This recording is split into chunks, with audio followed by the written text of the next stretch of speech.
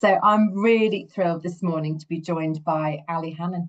Ali, thank you for giving up the time to do this. I know your time is very precious, but I'm really excited about this. I think our challenge will be keep it not chatting for too long.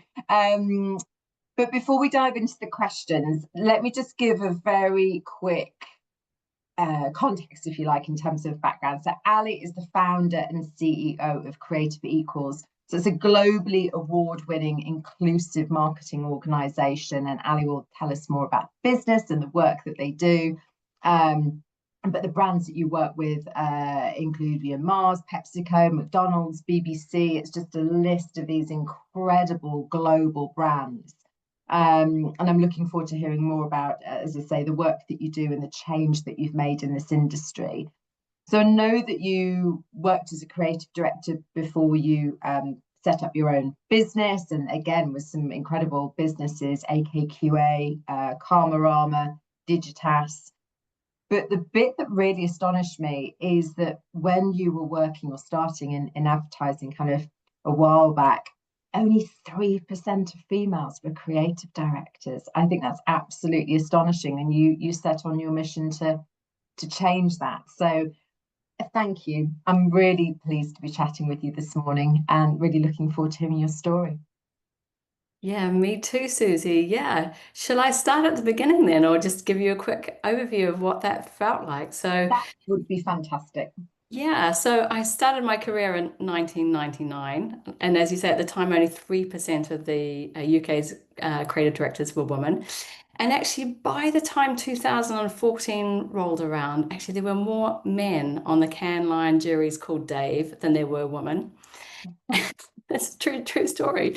And actually, I was sitting in my office one day, and this young team came to see me, and they said, "Oh, Ali," and they walked around the corner. They were like, "Ali," and they were like, "Oh, you're a female creative director," and I'm like, "Yes, I am." And they said that they'd been to 15 different agencies, and I was the first female creative director that they'd met. So, and of course, having sat in those rooms for the last couple of decades, I thought, well, if not me, then who? Let's set up a challenger brand back to the sector to do better on diversity, equity, and inclusion, specifically thinking about who's at the creative table. So we have this phrase, who makes the work shapes the work. And of course, unless you have a diverse team at the table, you often don't get that representation back in the work. And actually, so after that, we set up a school, the Be Awesome Night School. We sort of set up a business leaders program, which still runs today. We then won a Government Equalities Office grant to get returners, so women who've had a career break, back into the sector. And actually, we've got a program running today. So we've done that for the last 5 years with Diageo, put over 300 women through our program, and 4 out of 5 of them go on to get jobs. We've also set up a program for disabled creatives. So we like to just not just talk, but make sure that we turn our words into action and make positive change for the sector. What about the work that you do with your clients? You're able to give a bit of an insight as to how that works, what that sort of partnership is that you have with your clients. Yes, I think the same phrase "who makes the work shapes the marketing" applies to marketers, which which is a truth. But the interesting thing about them about when we go into work with advertisers is, if we're both sitting here in 2030, for example, in the UK, obviously it's different around the globe. The way that our audiences are changing and shifting, and the demographics that are in the work, are profoundly different than some of the ways that we advertise at the moment. So, for example, 1 in 6 of us will be over 65 by the year 2030, and yet we see, which is a sixth of the UK's population, obviously hold a lot of the housing stock and a third of the UK's wealth, and yet we are very seldom advertised to. And again, which I think is really fascinating. And you can apply that sort of thinking across almost every demographic in the UK. So, for example, 53% of our Gen Zs say that they're attracted to a member of the opposite sex. So therefore, 47% of them identify as being queer. So actually, if you're not thinking about the different types of communities that you're advertising to and doubling down on that, then you're not representing or seeing all of your customers. And there's a great quote from Mark Pritchard of P&G, and who've applied this theory and approach to their marketing, that half of their growth, like half of their growth over the last 3 years, has come from including previously excluded audiences. So actually, when we think about, which is a massive figure, so, half of their growth. Astonishing. I just have to say that again and again, because I think that is the opportunity, like in a very challenging landscape right now. One of the biggest limiting factors for marketing teams is affinity bias. So we often think about people who look and sound like us, or we have a predisposed view of who our customers actually are, when actually they can be quite, lots of different types of communities. So that is the opportunity. And we've actually just done a report with FE UK, looking at whether inclusion is a driver for marketing effectiveness. And the facts are this, that 45% of all finalists for the FEs UK for last year have inclusion as part of their end-to-end process. And ones that win the top prizes, silver, gold, and bronze, 58% of them have inclusion threaded out throughout the entire marketing value chain. So that is not only in the strategy, it's actually in the media buys and the way they're thinking about their influencers. So it is a massive growth opportunity for advertisers, and also at the same time they can have a profound social impact as well by representing all the different audiences that deserve to be seen and heard and represented within our world and our advertising. But that commercial impact is huge. If P&G was saying, did you say half of their new revenue has come from inclusive campaigns? Yes, exactly. And I think it's just even thinking about, like, for example, another quick example is right now in the UK, only 2% of our ads feature disabled people, 2%. And actually, the population of the UK that is disabled is at any one time is about 20%. And of course, as we get older, those figures go up to 40%.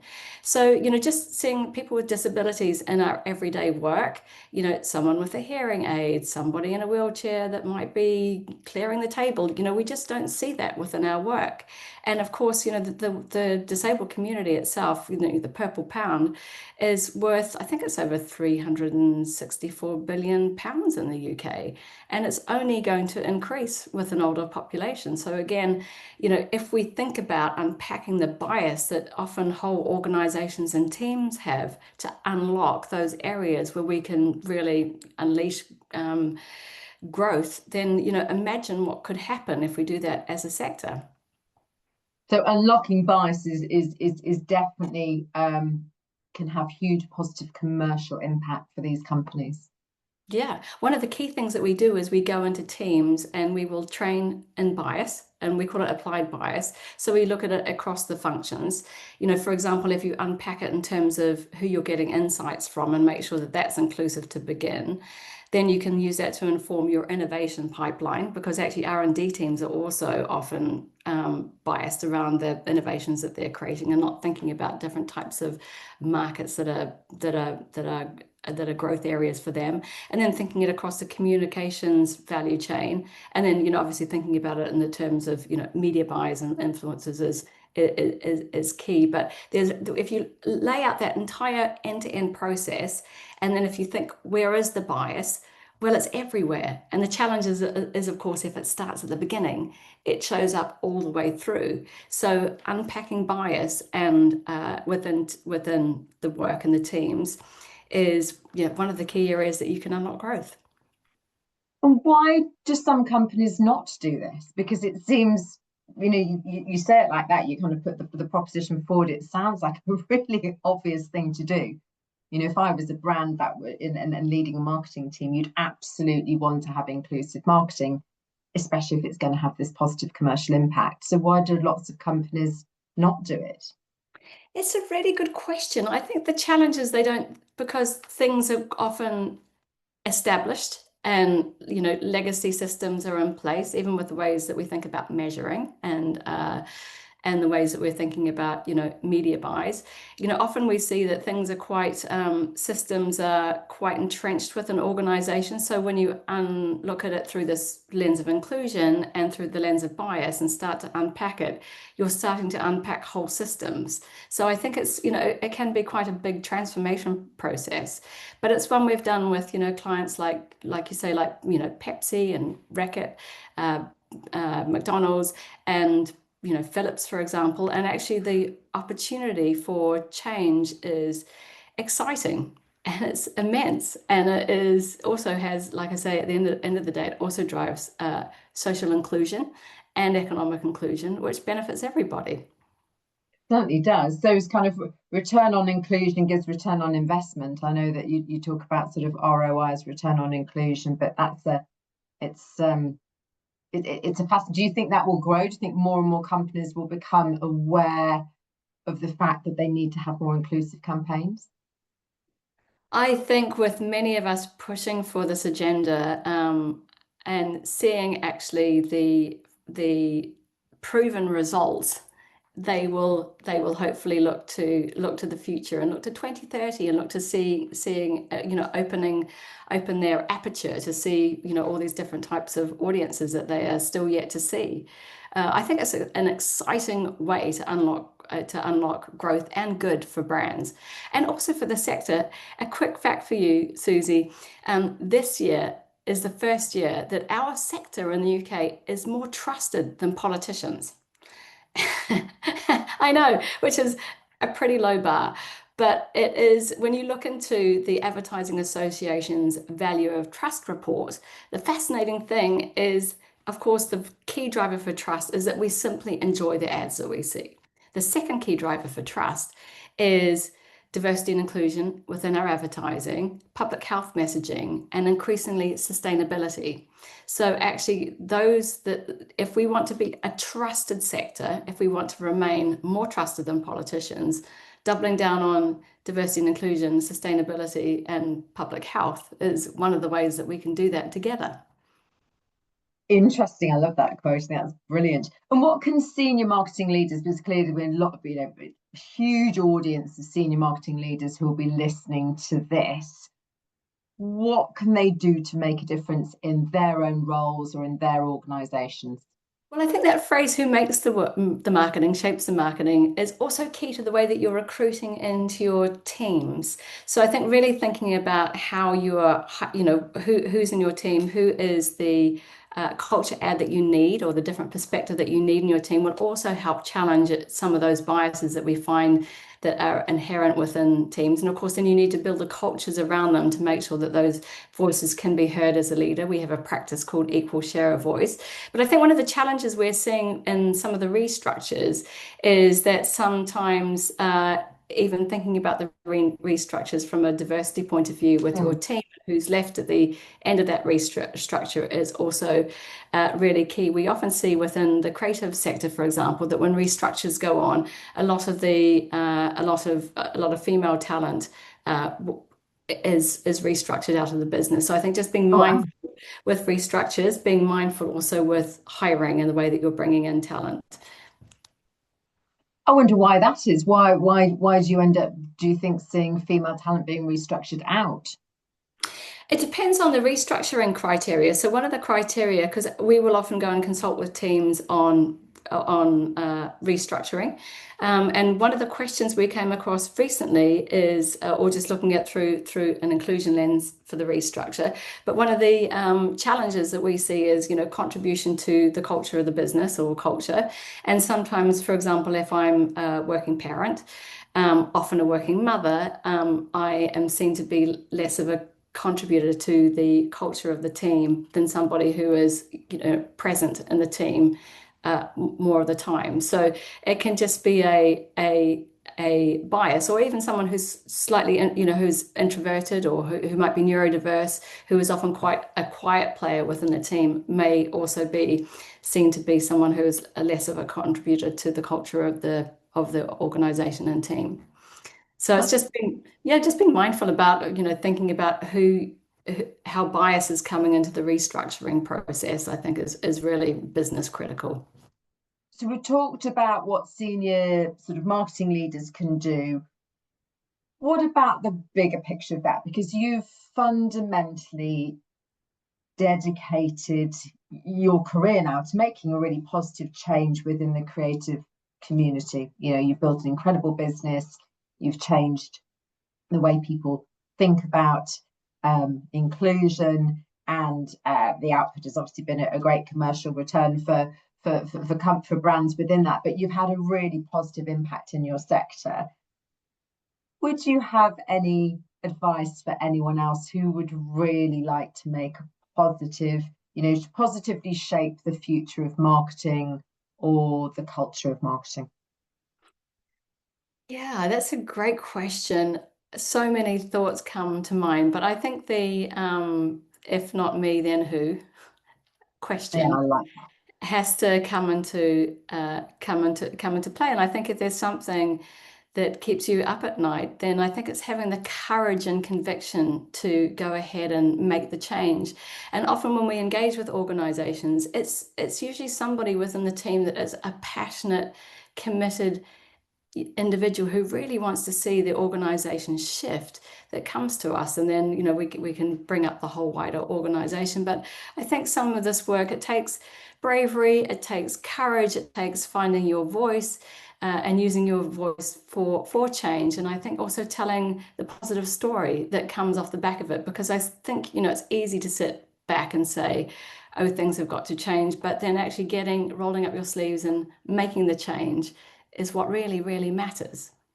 if not me, then who? Yeah, I think that sums it all up entirely. Any thoughts on some of the priorities that you're seeing over the next kind of 12 months for senior marketing leaders? Well, I think one of the big priorities is AI. And thinking about, obviously, I think everyone's thinking about cost cutting, in the current climate. And I think AI is seen as an effective way to do that. But massive challenges with AI that I think still have to be overcome. I went to, for example, thinking about creative IP, thinking about who's actually shaping the AI. I was reading just yesterday that 81% of people programming, the LLMs at the moment are male. So of course there is an inherent bias in the way that the data is being brought in. So I think there are, big challenges that we need to be aware of. And so thinking about the diversity of the data that is shaping your LLMs, making sure your teams are changed or trained, or every human in the loop knows how to look for bias and spot it, is also really key, because we have the challenge that we might go backwards. For example, 40% of images that are produced on DALL-E, which is a image producing AI, show women being underweight. So, and of course, a lot of the stereotypes that are inherent in the data, have the potential to, reproduce harmful stereotypes from the past that we've all worked really hard to start to eradicate. So I think mindful AI is going to be an opportunity and a challenge for marketers over the next 12 months. Other opportunities, I think, is just stopping thinking about audiences as audiences, but thinking about them as communities. That's a huge opportunity. So actually thinking about the Muslim community, the Black community, the disabled community, how we're actually thinking about our audiences, and not just in terms of demographics, but in terms of the way that they identify and the communities that they're part of. So that mindset shift, I think, will be inherent over the next 12 months. Well, I'm hoping it will be. I'm sure it will be, but it sounds like AI has had a large impact already within the kind of creative and advertising world in terms of structures and teams. You said when we spoke recently, you mentioned that you're seeing changes within those structures and new roles being created. Yes, exactly.